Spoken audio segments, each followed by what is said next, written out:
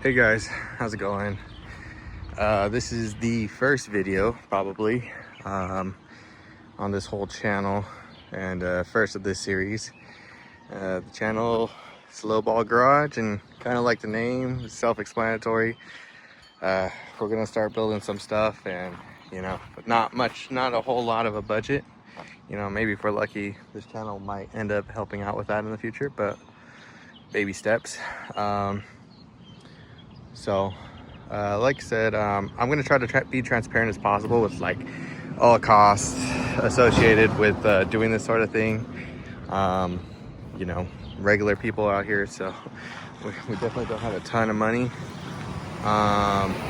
Yeah, let's get into it. So right here I have an 88 Ford F-250.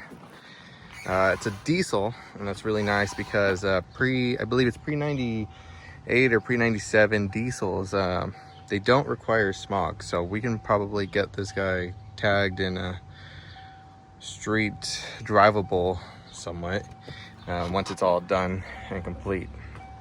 We're kind of going along, as we go, and so hopefully, you guys are gonna see probably a lot of like rework and redo things and change the direction, and hopefully we can kind of eliminate that for some of you guys who end up doing this yourselves. So let's see here. Yeah, this Ford here has, like, I bought it with 35,000 miles on it, and it currently has 40,000, so I put in a good 5,000 miles on it. It's a very clean truck. Hurts a little bit to kind of tear apart ultimately, but I'll let you guys hear it run. It won't run like this for much longer.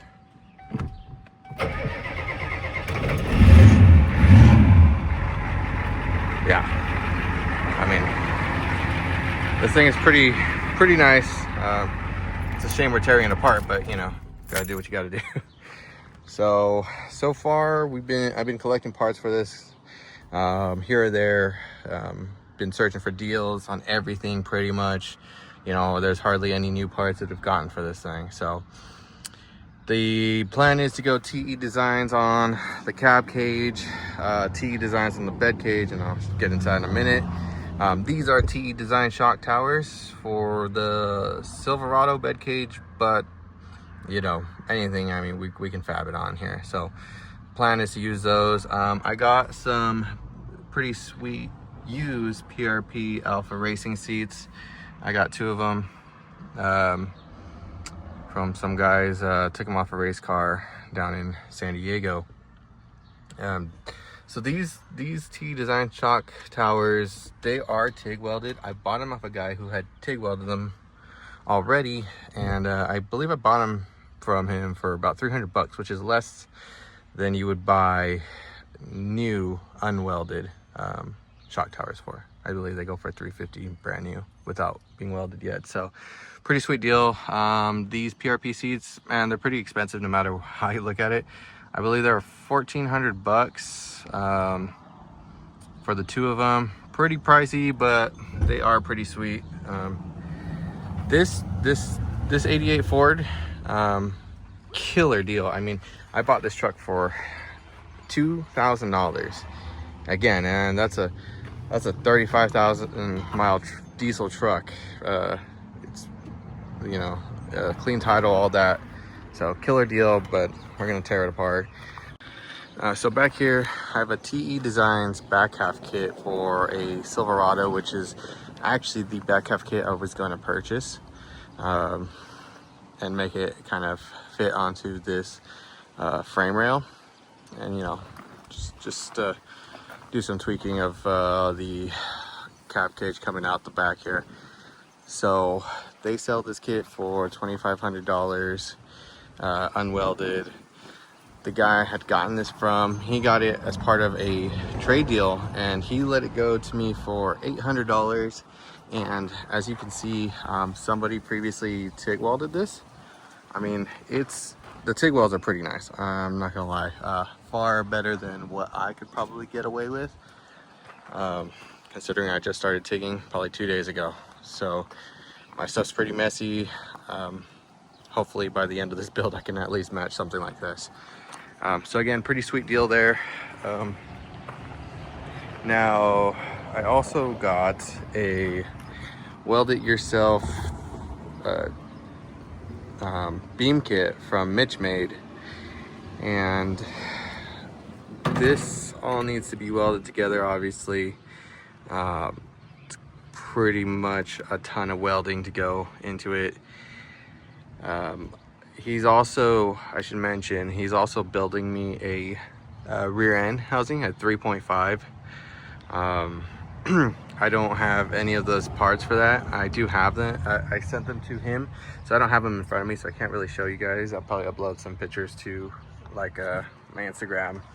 But what I got for that back half, I got some 2.5 Jamar 40 spline rear hubs that are 6 on 6.5. They're pretty sweet. I mean, those I did get brand new. They were open box, so I got a couple $100s off of them. But ultimately I paid around like $2,200–$2,300 for them. That's pretty much what they cost. I mean, new, they cost around like $2,400. So they're not super expensive. They are a little pricey though. As well as I was able to find a Ford 9-inch that some guy had built. He had ordered for a 1450 race truck. It's pretty gnarly, geared at 6.2, which, mind you, I had to bust out a Google calculator and do the ratios in my transmission to figure out what that meant. So yeah, it's a pretty aggressive rear end. And again, so Jamar hubs and that 620 third member. That's gonna go up to mount up to this. It's a TR6060 6-speed manual out of a 2016 Camaro Super Sport. I got this as the whole engine package with the transmission, but I let the engine go because it was an LT1, and I want to go with an LS just purely based off of the support for the platform and how much cheaper I'm able to find parts for that. This whole package for the trans and the motor I got for $3 grand, and I sold the motor for $2 grand. So essentially I got this TR6060 for about $1,000, which again is a pretty sweet deal. I picked up these 2.5 coilovers. They're 2.5 by 16. That's the size I need for the fronts and the rears. I might not end up staying with these. I did really want to go with a 3.0 coilover. We'll see what happens if I end up coming up on some sweet deals. Worst case scenario, I'll probably end up switching these coils because they sell 3.0 coils for these 2.5 shocks specifically, which will kind of, it's, you know, it's the bargain guys 3.0 coilover. So we'll see if we go with that. These shocks, I got them for about $1,000. Again, fairly decent deal. Aside from that, I did order some TE Designs universal rear link mounts, as well as the TE Designs 60-inch rear trailing arms, all welded yourself kits. And then I'll probably throw together a little video of those going together, and you guys can see how that process works out. Again, no seasoned fabricator by any means, so you know, we're gonna see how it goes. So hope you guys like what's going on here. Excited to tear into this build here. We're waiting for a couple things. I got a shop that's kind of going up in the next couple months, which I'm really trying to hold out and wait to chop this truck up until that shop goes up. That way, you know, it's not just out in the open in the driveway or whatever, and it can actually be, you know, I can actually have raw material, raw metal, without it oxidizing, rusting, and all that stuff. So yeah, I'll see you guys on the next one.